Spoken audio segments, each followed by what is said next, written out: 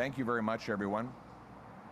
It's great to be here with Tony Baldinelli, a great champion of the tourism sector, of small businesses, and of working class people in the greater Niagara region. Here we are, though, in Niagara. There are 4,500 households that are on a waiting list for affordable housing after 8 years of Trudeau.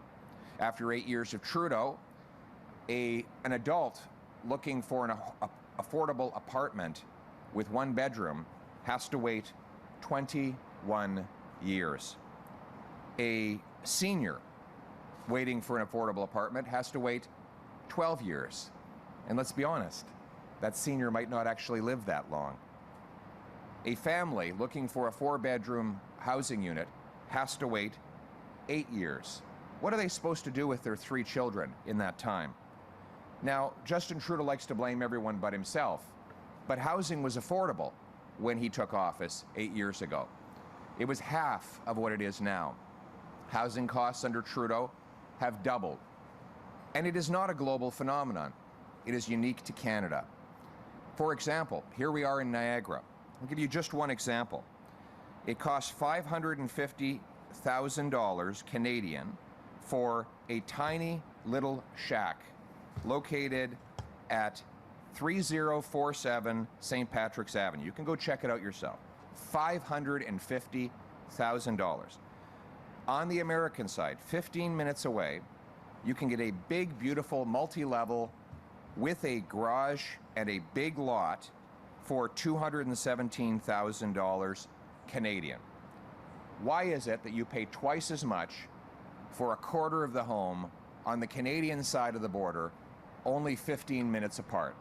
The answer is that Justin Trudeau's policies have inflated the cost of everything. After 8 years, housing prices are almost double in Canada what they are in the United States. Rent has doubled. Mortgage payments have doubled. Needed down payments have all doubled. It's double trouble with Trudeau on housing. So we've got to reverse the policies that have caused this. And the Pierre Poilievre-led government will incentivize our cities to speed up and lower the cost of building permits. We'll make Canada the fastest and most affordable place to get a building permit. I'll require every municipality permit 15% more housing and home building per year as a condition of getting federal infrastructure money. I'll give building bonuses to those cities that build more.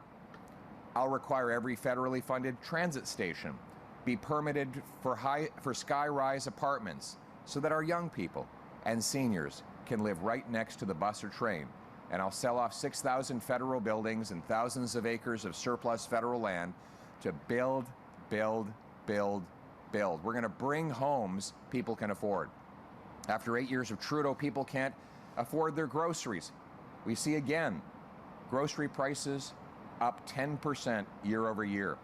This is the direct result of Trudeau's carbon tax on the farmers that make the food and the truckers that ship the food, which is a tax on all who buy the food.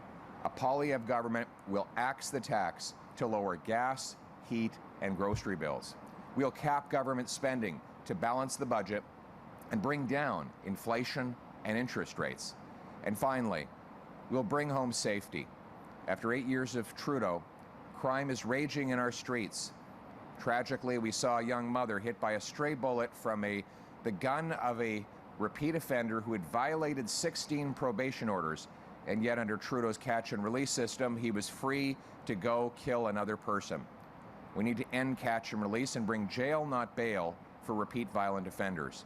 Finally, to the families and loved ones of the victims of Paul Bernardo, it is outrageous that you continue to suffer, that you learned roughly a month ago that Bernardo was transferred to a medium security prison from a maximum security prison, given more freedom, more human interaction, and more opportunity to do harm.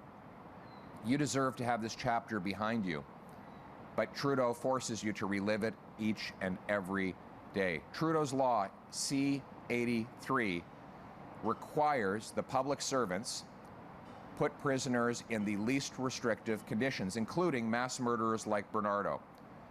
I'm calling on the government to repeal C-83 and replace it with a law that keeps mass murderers in maximum security prisons.